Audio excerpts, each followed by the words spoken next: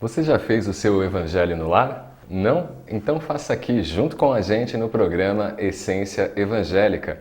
O nosso programa está estudando o quarto subtítulo da introdução do Evangelho segundo o Espiritismo, o resumo da doutrina de Sócrates e Platão. Aqui comigo está Mário Mas, que é psicólogo transpessoal. Olá, Mário. Olá, Cláudio. Olá, pessoal. É uma alegria estar com vocês. A alegria é nossa. Vamos entrar então no clima do Evangelho fazendo a leitura de uma pequena mensagem do livro Sinal Verde, do espírito André Luiz, psicografado por Chico Xavier. Mário. Ok, vamos lá. Sinal Verde. A lição de hoje é obstáculos.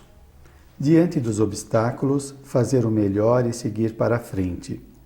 Sempre desapontamos alguém e sempre alguém nos desaponta.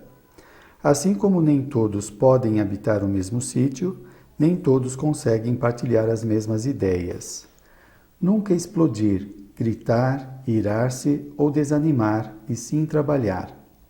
Depois de um problema, aguardar outros.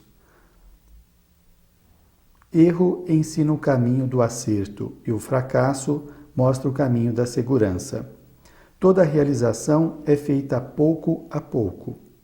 Nos dias de catástrofe, nada de cólera ou de acusação contra alguém, e sim a obrigação clara de repormos o comboio do serviço nos trilhos adequados e seguir adiante. Quem procura o bem, de certo que há de sofrer as arremedidas do mal. Plantar o bem, através de tudo e de todos, por todos os meios lícitos ao nosso alcance, compreendendo que em matéria de colheita, Deus pede tempo ao homem, o homem deve entregar o tempo a Deus. Inspirados por esta mensagem, o nosso amigo Mário Mas vai fazer a prece inicial que abre o estudo do nosso Evangelho. Ok, então a prece nós podemos fazer de olhos abertos ou fechados, mas para nós ficarmos sintonizados com o plano espiritual, nós vamos fechar os olhos. Nós agradecemos a bondade de Deus, de nosso Mestre Jesus, por estarmos aqui neste ambiente acolhedor. Agradecemos aos benfeitores espirituais, que eles possam nos ajudar no entendimento dos nossos estudos e todos os nossos amigos que estão acompanhando o Evangelho. Assim seja. Assim seja. Vamos ler então um trecho do subtítulo do resumo da doutrina de Sócrates e Platão. Não se pode enunciar mais claramente a distinção e a independência dos dois princípios, o inteligente e o material. Além disso, temos aí a doutrina da pré-existência da alma, da vaga intuição que ela conserva, da existência de outro mundo, ao qual aspira de sua sobrevivência a morte do corpo, de sua saída do mundo espiritual para encarnar-se e da sua volta a esse mundo após a morte. É, enfim, o germe da doutrina dos anjos decaídos, Mário, que podemos analisar e falar sobre este trecho. Pois é, o mundo ideal que Sócrates propunha já mostra uma vivência espiritual que nós chamamos de plano espiritual, não é? Então, se o espírito vem de algum lugar, ele não foi criado no momento da concepção. Então, ele já existia, tem relacionamentos com outras pessoas que depois poderão encontrar-se. Então, aí já está mostrando a pluralidade da existência. E o interessante é que sempre vem, né, antes de uma grande revelação, os reveladores já abriram o caminho, né, para essa revelação, como Sócrates e o Platão.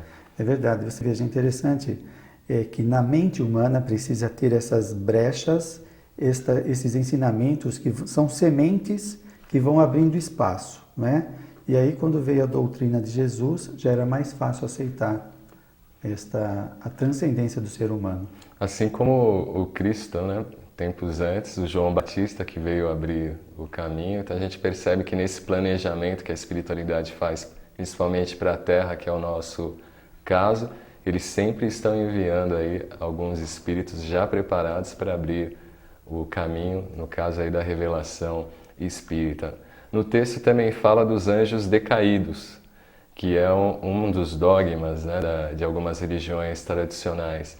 E isso é tão interessante, Mário, que quando esses espíritos vieram para a Terra, no caso os capelinos que a gente conhece de algumas obras, realmente eles se acharam aí não perderam o paraíso, né? Vieram para uma terra ainda bem primitiva.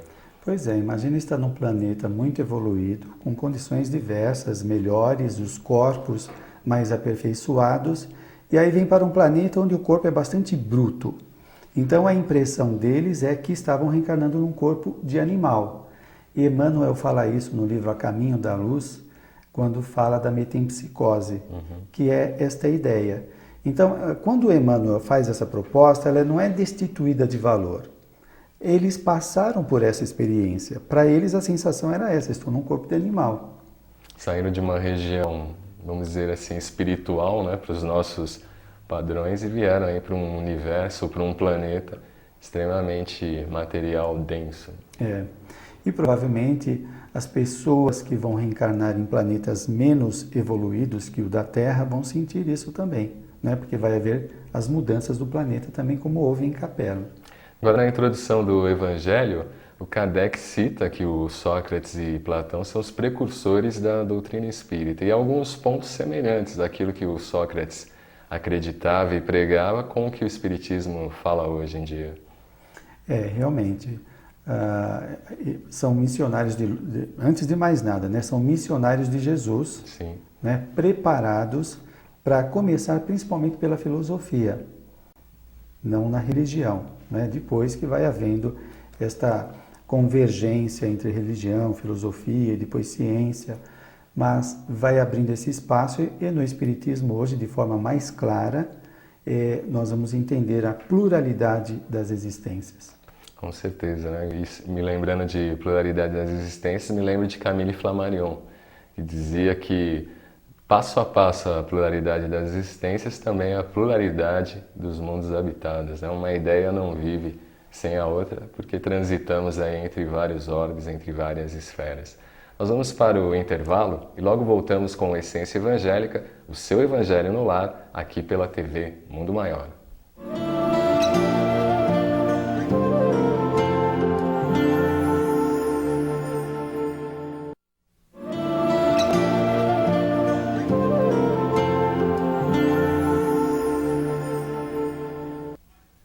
De volta com Essência Evangélica pela TV Mundo Maior. E para que esse trabalho continue dando certo, você pode contribuir fazendo parte do Clube Amigos da Boa Nova. Ligue para 0800 12 18 38 e torne-se um colaborador da Fundação Espírita André Luiz. E agora vamos acompanhar mais um trecho do Evangelho segundo o Espiritismo. Assim, o homem que considera as coisas de baixo, terra, do ponto de vista material, vive iludido. Para apreciá-las com justeza, é necessário vê-las do alto, ou seja, do ponto de vista espiritual. O verdadeiro sábio deve, portanto, de algum modo isolar a alma do corpo para ver com os olhos do espírito. É isso o que ensina o Espiritismo, Mário.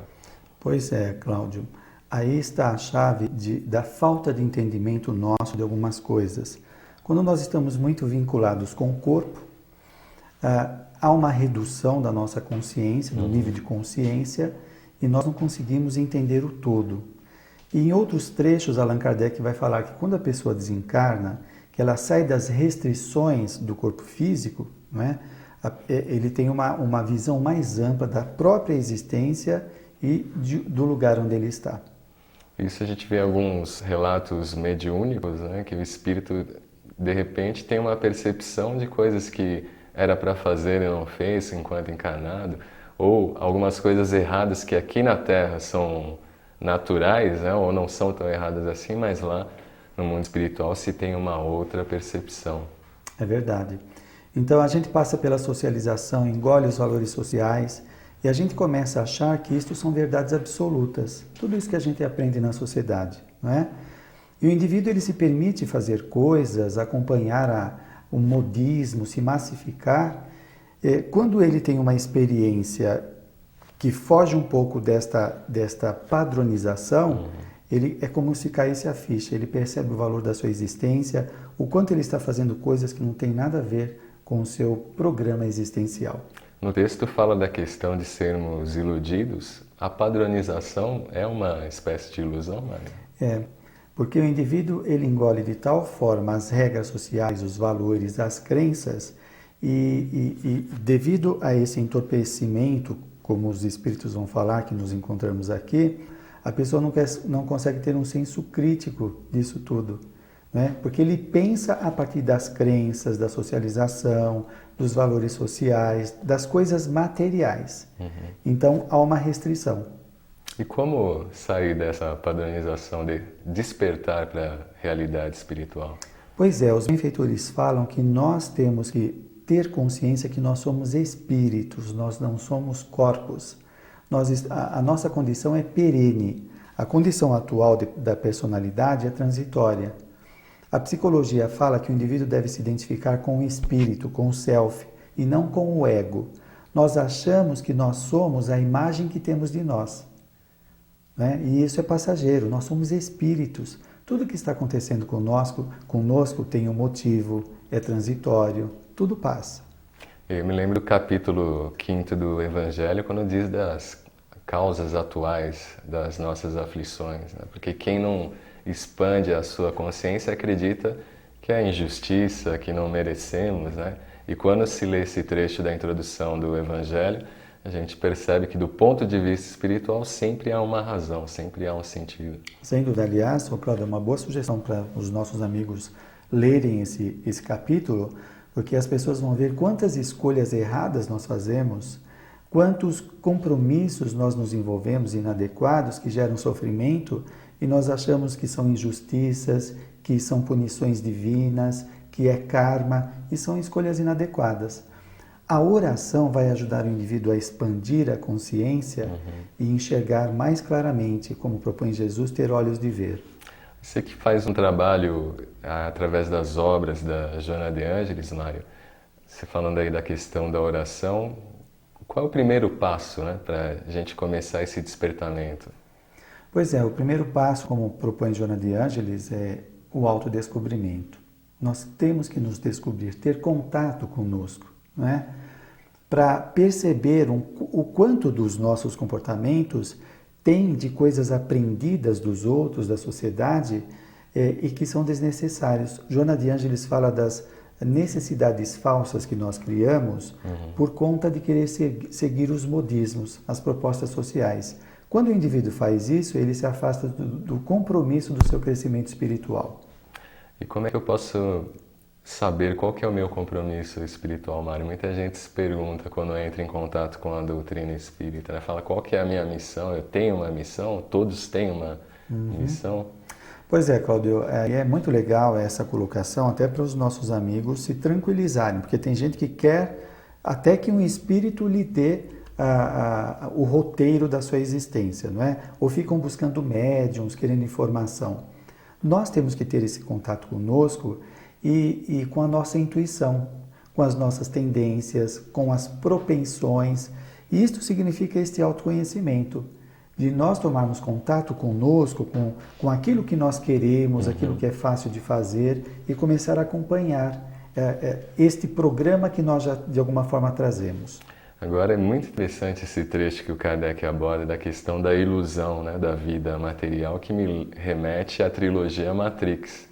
As pessoas estavam ali nas suas cidades, trabalhando, seu emprego, a sua vida normal, mas tem o despertamento e aí percebem que não é nada daquilo. E o mundo espiritual, tirando ali, né, guardadas as devidas proporções com a ficção científica, mas é assim, né? Muita gente passa uma encarnação iludida, e quando desencarna, é aí que tem a grande percepção que a realidade é bem mais ampla do que ela imaginava. É mesmo. Agora, o Espiritismo ele está trazendo para nós a possibilidade de tomar contato com isso, não é? O Espiritismo não veio desvendar aquilo que estava oculto. Levantar o véu. Levantar o véu. Então, hoje nós sabemos da existência fora do corpo físico, da transitoriedade desse corpo. Então, nós já começamos a tomar contato com isso que você falou. Isso já é uma evolução. É uma evolução. Então a pessoa tem uma perspectiva, ela sabe o que está fazendo na Terra, ela não está perdida, não é? Ela não está dependente da sorte ou do azar. Não. Existe uma programação quando reencarnamos, tem uma finalidade, não é? Todo mundo tem o objetivo de crescer. Qual que é a nossa destinação, como está nos livros de Allan Kardec? É a perfectibilidade. Essa é uma informação das mais importantes, né, que o mundo espiritual nos trouxe. Antes do intervalo, Mário, você como psicólogo, ainda tem muita gente iludida por aí? Você aí percebendo através dos atendimentos, percebe essa questão? Muito. É o que a gente chama da identificação do apego com o ego. O indivíduo pensa que é o corpo que tem, o dinheiro que tem, a posição social, e tudo isso passa. Quando o indivíduo perde algumas dessas partes, ele fica sem identidade. Nós não podemos esquecer que nós somos espíritos. E como espíritos temos que estar sempre aí dentro de uma lei que é inexorável nas palavras de Kardec, que é a evolução.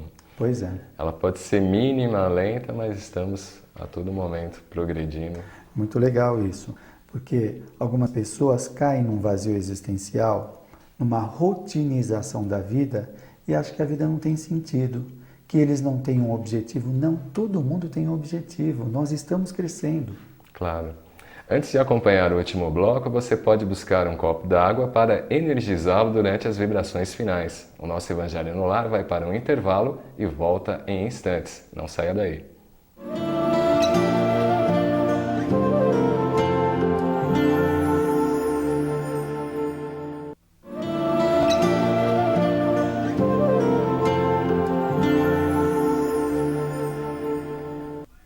Voltamos com a Essência Evangélica pela TV Mundo Maior. No programa de hoje, nós contamos com a companhia do psicólogo Mário Mas. E neste último bloco, você ainda tem mais uma leitura do Evangelho segundo o Espiritismo para acompanhar.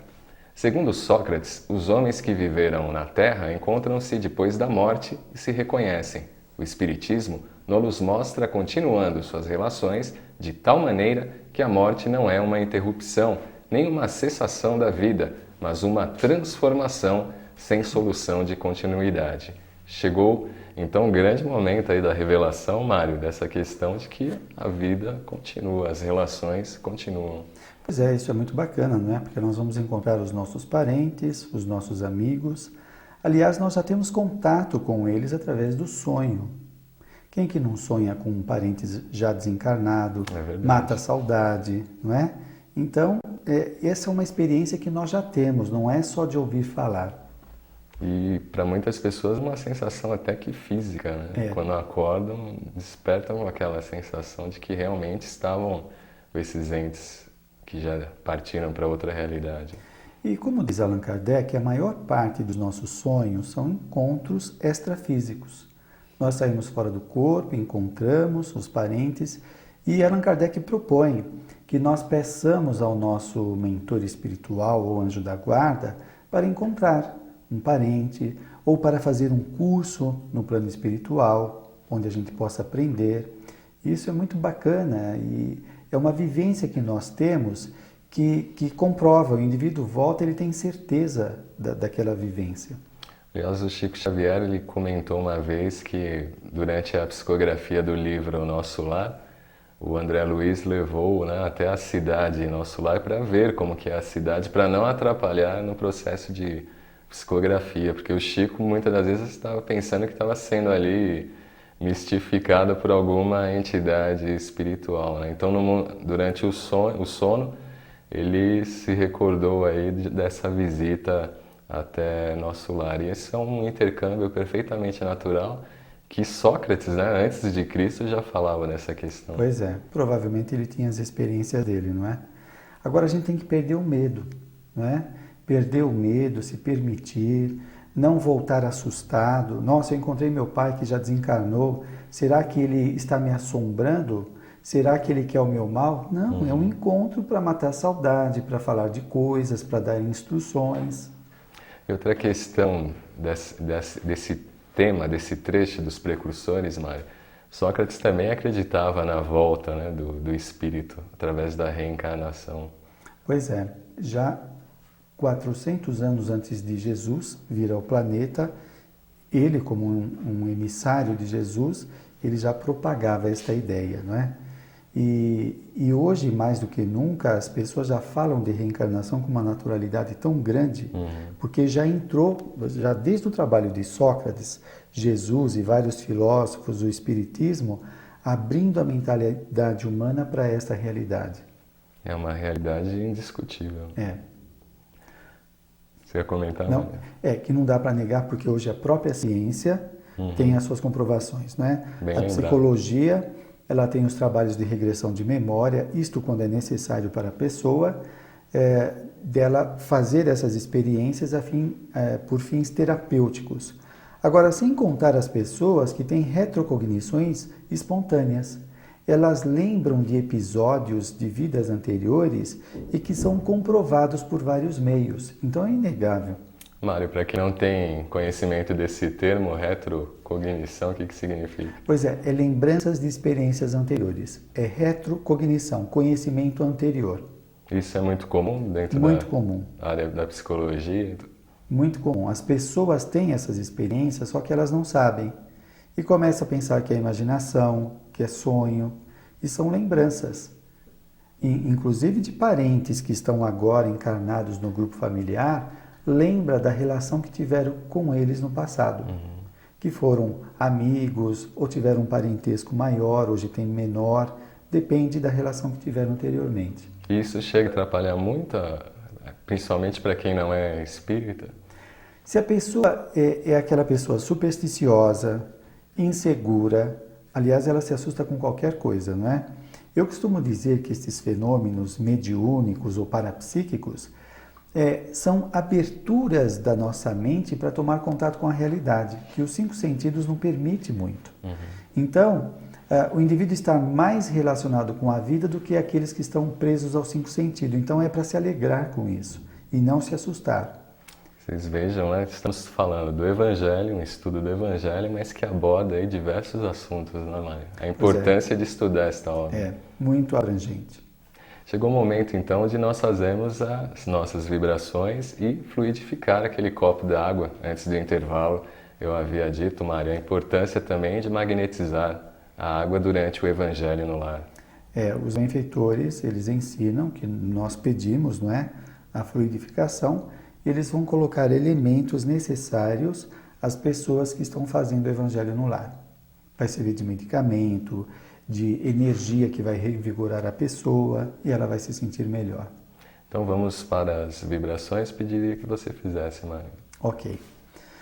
Então nós vamos fechar os olhos e juntos, todos nós aqui, com os benfeitores espirituais, nós vamos imaginar e desejar que energias estão saindo de nós, do nosso corpo, e são direcionadas para todos os governantes do planeta, para que eles, recebendo estas energias, acordem para suas responsabilidades como governantes e com o programa de Jesus Cristo de transformar o planeta.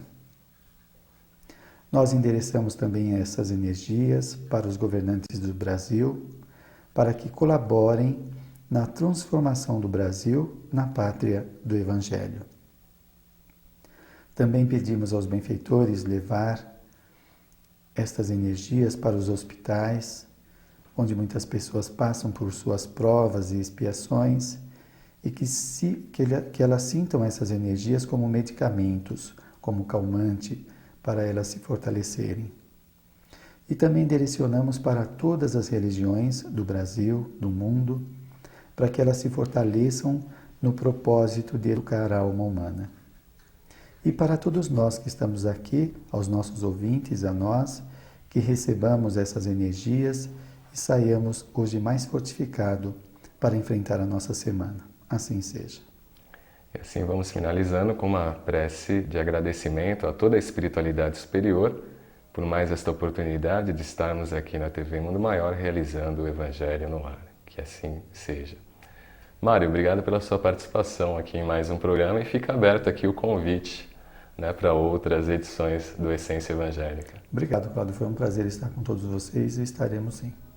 Quero agradecer também a você, telespectador da TV Mundo Maior. E se você tem dúvidas, perguntas, mande seu e-mail aqui pra gente, essenciaevangelica@tvmundomaior.com.br. A gente se vê no próximo Essência Evangélica. Um abraço e até mais!